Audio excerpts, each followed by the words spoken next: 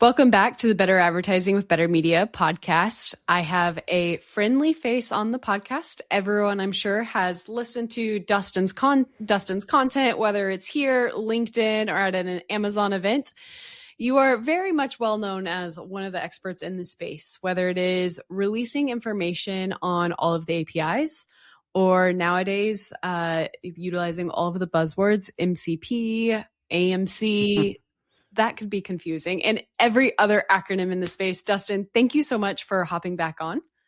Thank you. Yes, I like to stay up to date on those buzzwords. That's my specialty. You know, we used to always laugh in like the PPC days about all the acronyms. You have 1P, 3P, AMS, PDA, HSA. And now we're sitting here like it's only gotten worse. Like the dictionary is outdated by the time like 6 months passed. Yeah, no, it's true now with AI and all of its acronyms, MCP and whatnot. So, yep, I agree.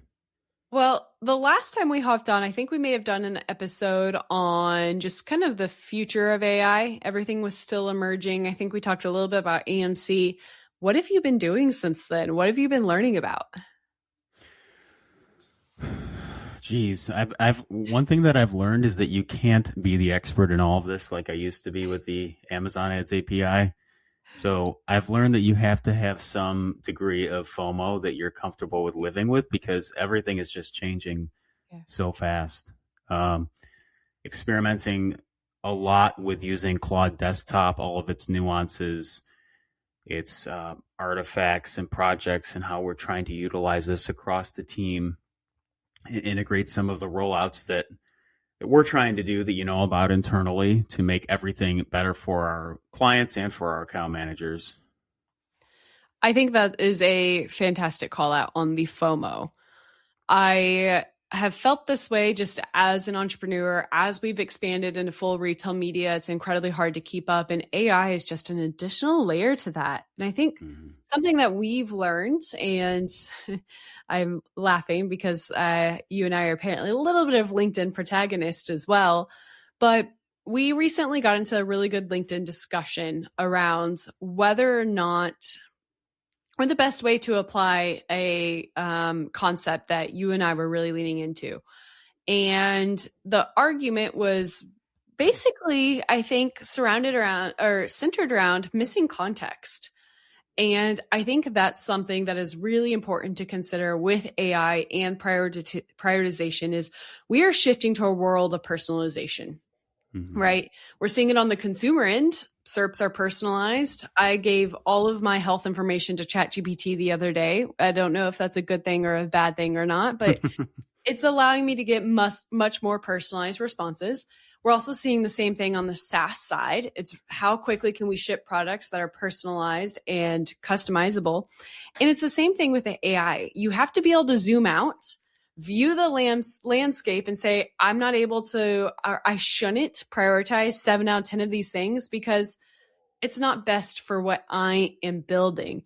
And really being able to balance this, objective view with, hey, let's zero in and get really good at a certain thing. And I think that's something that a lot of people struggle with. They either want to be absolute experts at one specific thing, or they're too, like me, I would say pie in the sky, and you have to find that middle ground. Yeah, definitely have to find that. And what you're speaking to about the context of it is absolutely critical. So fully agree with what you're saying. I think that's also going to the next wave of challenges for both SaaS companies and I would say agencies as well. SaaS companies have always had to ship, what is the greatest common denominator for all of my brands, and let's make that happen fast. We've always taken the approach of being more selective with the brands that we work with, which allows us to drive more customization. But at the end of the day, in order to drive the appropriate customization, you still have to have context. We need to make sure we're gathering the right information for our brands to build what they need.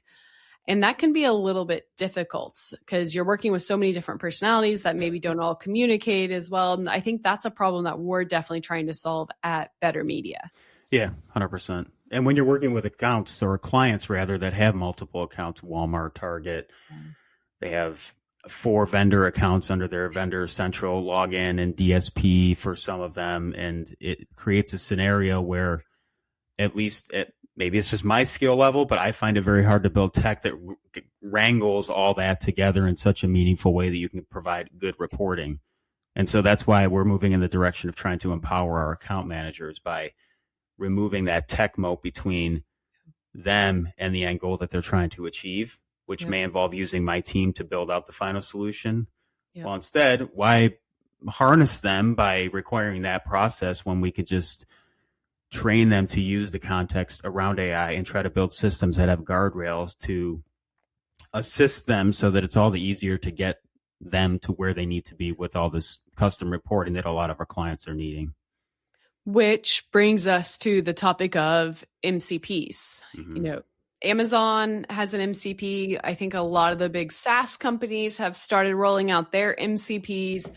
Can you give a little bit of insight to the audience on why you think everyone's leaning into MCPs right now? Well, for one, it's a buzzword, like we talked about earlier. But second, for those who are actually needing it and wanting to use it, it does just what I described. It empowers you to pull the data directly into your context window, to manipulate the data however you want to have it formatted in the Excel or CSV file the way that you want to, with the specific metrics and acronyms and way to break up your catalog in a way that you want to, that's most meaningful, that if you're working with another agency that isn't trying to do what we're doing, it fills the gap that the agency may not be equipped to fill. And so it makes total sense as to why people want to connect everything under the sun into their Claude desktop app so that they can arrive at what they're trying to, which if they didn't do this, they wouldn't really be able to get there. I love it. And I think that at the end of the day, there's going to be things or information that brands don't want to share with agencies. Mm-hmm. And I don't think that's a bad thing. I think that there's some level of privacy that a brand's always going to have. They're maybe not going to share all of their D2C information with an Amazon agency, or maybe they don't want all of their retail information being shared with whoever's managing their e-com, right? Mm-hmm. There's things that are just a little bit risky to give away. And I think that's where it becomes so beneficial, is if we're able to give them everything that we have in a way that's customizable and a lot more flexible, they're going to be able to pull that into any other MCP, or I would say, like you mentioned, context that is needed to really, I think, drive more beneficial results. And I think when we got into a debate about this, the question was, all of the main KPIs that a brand needs should be pretty systematic, your ACOS, your ROAS, and your tacos. But we've actually not seen that with a lot of our brands. They have very specific needs. They need to slice and dice their data into specific portfolios, whether it's tier 1, tier 2, or retailers, to your point. And I think this unlocks the opportunity to do that while still then applying their own context that maybe they're not willing to share with their agency because it's like proprietary information. Yeah, and that's what makes it even more critical during, say, the onboarding process, where you're gathering that critical context of what their goals are, what their KPIs are, what their acronyms are, all the details that can help an agent make real meaningful decisions. This is what, in my experimentation, I'm finding takes the responses that an agent gives you from good to great, and takes it from having to go back and forth chatting maybe 5 times to get the actual answer that you want, to gathering that critical information and getting the correct response the first time. Yeah. I've seen a few posts talking about the cons of an MCP. And this is pretty normal when the people that ship products first maybe take a little bit of risks on like the security and the compliance side. Mm-hmm. You are doing a lot of due diligence when it comes to that side. I think it's one of the reasons we've held off on fully releasing our MCP just yet. What are some of the risks that you see with an MCP and some of the ways that you are working to mitigate those risks? Sure. So, I mean, you can't build into a prompt something along the lines of only let this person see this data. I mean, there has to be rigid guardrails around it. You could partition so much as say, for an agency like ours, every client has their own database, but an MCP still needs to be able to connect to each database. So there's more architectural setup requirements that are needed for authorization and access purposes for a database that I won't, it's beyond the scope of this discussion, but it's definitely more in the weeds technically to make sure that it's basically bulletproof and fail proof as far as keeping customer client data private. Yeah. And the other thing that I would point out alongside the authorization portion is that what I have found is when I talk to people in the space, they may not realize that if you connect your Canva and your Notion, your Google and your Google Drive and adds a MCP and SP API MCP, every single time you start a new chat session, every single one of those is like an instruction manual you're handing to the chat window. Yep. And some of those instruction manuals are rather large. And so people will come to me, a few people on the team have, and then others in the space saying, why is it that my context window runs out so fast? Why do I hit my token limit so fast? And what I say is that you should really try to only use the MCPs that you are needing to use. I wouldn't say get into like disconnecting them for each individual chat session, but it will use up context window if you're pulling in Canva and Notion and you're trying to ask something about bid ops. It has no context relation to it. So you're better off being a little bit more conservative about how you go connecting these, just keeping that in mind. Yeah, that makes sense. And that's where in my personal experience, I'm going to be honest, like I can't keep up with it. I'm really struggling with like the overwhelm of keeping up with all of that because it's still changing so incredibly quick. And I feel like every time there's a new addition, I'm like, do skills eat up my context window? How do I need to best structure that? And then every time I watch a video, it's like 3 months later, I feel like the video is already outdated. How are you keeping up? Like, where do you go for your resources to stay in tune? Well, we could get into skills and plugins a little bit more if you want to. That's a little bit more in the weeds, but where I go, honestly, is just LinkedIn. I just have a handful of content creators that I follow and a few newsletters that I subscribe to that I read every morning. So it's really like 10 to 15 minutes of trying to cut through the noise and look for meaningful updates. But another little tip that I do is I have the SERP results on YouTube when I search Claude Desktop or Claude Code or Claude Cowork. And I just have those SERP pages bookmarked so that when I open my folder every morning with everything that I'm going to look at, those pop up so I can see, okay, is there anything in here that somebody just released that is a new update to any of these things? Wow, that's absolutely incredible. I want to pivot really fast and talk about your son. Mac is recently joined the team to start assisting with some editing skills. Can you just give a really quick high level on Mac and how he got started with what he's doing? Because I think it's a cool story. Yeah, I'll give him a little shout out because he'll be seeing this anyways as he's doing the editing for it when he creates the shorts. So, hey, buddy. So a few years back, I mean, he's 16 now, probably when he was 13, like many 13, 14-year-olds, he wanted to be, a YouTuber and Twitch streamer and all those kinds of things. But he really pressed into it hard, focusing more on the video editing portion and just getting deeper into the whole concept of why do certain YouTube videos work, studying the metrics, setting the drop-off rates, and a lot of things that I honestly, I have a grasp on, but I've never really gotten into the weeds on those. And just trying to perfect his art around that, and then trying to utilize Claude Cowork as it came out. I told him, you've got to stay on top of these things to really differentiate yourself if you want to do this in a career. So staying on top of all the tools that release as AI is going after industries like that. And so he took my advice and has applied it. And I think that you and I were chatting one time, and somehow that came up in conversation, and he ended up on our team now, and the rest is history. And I think that so far he's doing a pretty good job from what I hear from Colby and Kiki. So it's awesome to have him.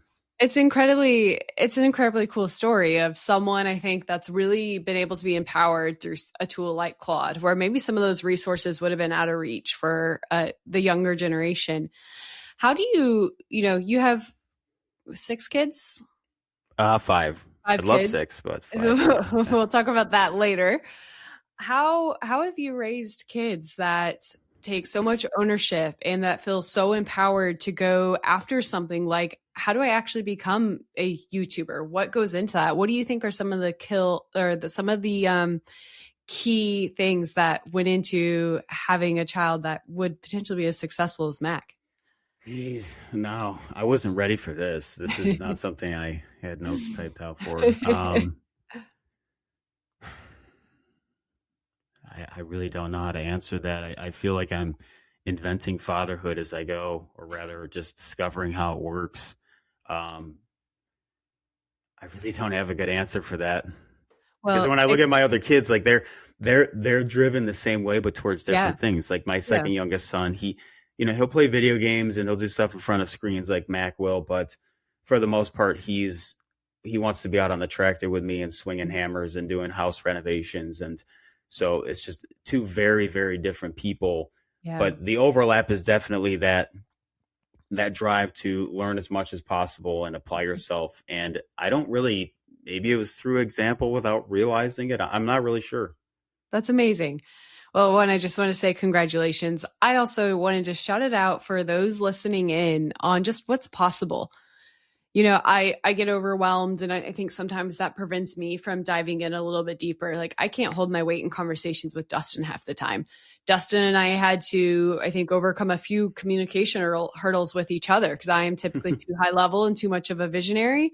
And Dustin's very technical, very in the weeds. So finding that middle ground where Dustin's able to explain things in a way that I can say, yeah, absolutely, that's the right way. And on the flip side, I think Dustin's also very good at translating Destaney speak. Whenever I help on a leadership call, I'm like, this sounds like something easy. We should run with it. I think he figures out a way to make it happen. And he doesn't realize it, but Dustin, you're the reason I think everything is so easy. Your 16-year-old has taught himself Claude and is now diving into all of our video editing. So in my brain, I'm like, yeah, that sounds great. I know Dustin can figure it out. And even if he says he can't, he does, which is exceptional. Like, I think that's why I always want to hop on these podcasts and really unlock that part of your brain. Like, where are you learning from? What am I missing here? Because things click for you.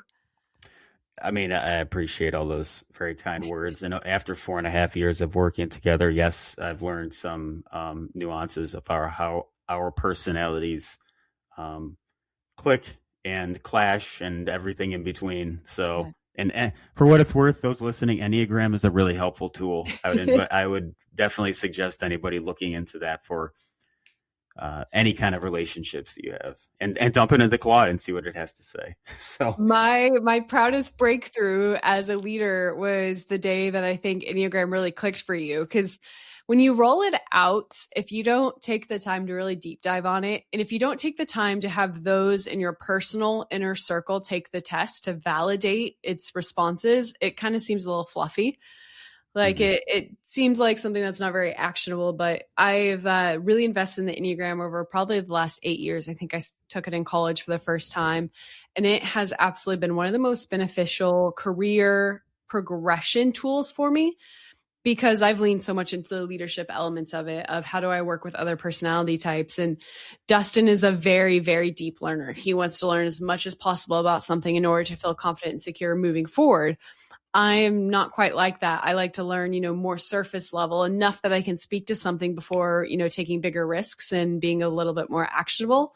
And I think being able to highlight those differences allowed me to understand where I need to adjust my communication with Dustin and the flip side. And we're not going to talk too much about it, but I think some of my favorite projects right now have nothing to do with MCP, but really about how we're building technology that empowers us as leaders, as managers, but also how we work with our brands. Things like how do we build the context window to really understand what is a brand's actual needs.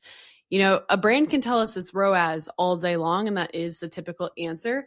But then you'll start digging deeper and you're realizing, the CEO has a lot of shareholder pressure. They need household penetration and subscribe and save numbers.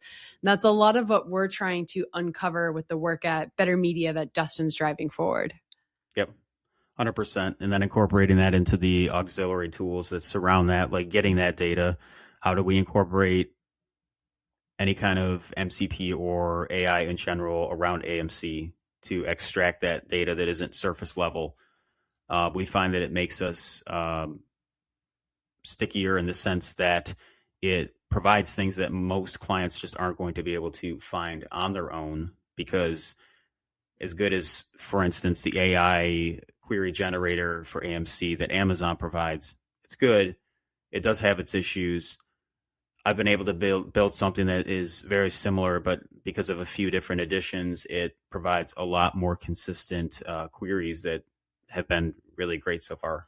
Yeah, I love that. I was on a podcast, I want to say yesterday, and we were discussing one of the biggest issues with AMC is people do start with all the templated queries first, but really with AMC, you need to start with your actual problem in order to make it the most actionable. What problem am I trying to solve?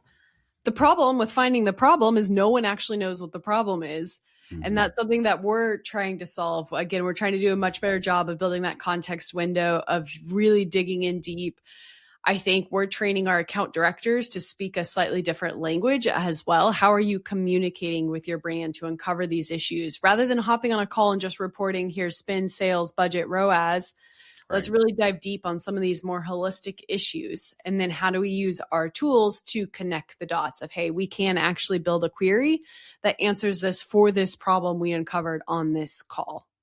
Yeah, it helps us go from the level of being like a glorified VA that just follows instructions and gives generic reporting to becoming the strategy leaders that most clients would expect you to be at an agency, but unfortunately often doesn't turn out to be that way when a client will visit any given agency. Yeah. And so by using AI correctly, AMC correctly, custom reporting, like we started this discussion with correctly, it allows our account managers to really lead that conversation a lot stronger and provide the client with things that maybe they needed, that they didn't even realize that they needed, that we can show up with and say, here's the unlock that CEO actually needs to help his stakeholders. Absolutely. We're trying to answer the questions that I don't think brands have even realized they have a question about. Mm-hmm. We're trying to uncover that next deeper level, which allows us to truly lead strategy outside of, here's a few simple objectives. Yeah. Yep. That's what it's all about. Well, this has been an absolutely amazing podcast, Dustin. As always, I think we could talk for another 45 minutes, but we may lose our audience if we dive any deeper. Do you have any last minutes, call outs or anything that you're absolutely excited about in the next 12 months? Anything that I say right now is probably going to be outdated in 3 months. So I'll just hold off on that. It's been a blast though, as always. And for those listening in, Dustin posts a ton of content on LinkedIn. So make sure you like, share, and follow. Always feel free to reach out to us on any questions you may have. We try to either answer them on the podcast or through our LinkedIn network. And again, thank you so much, Dustin. Thank you.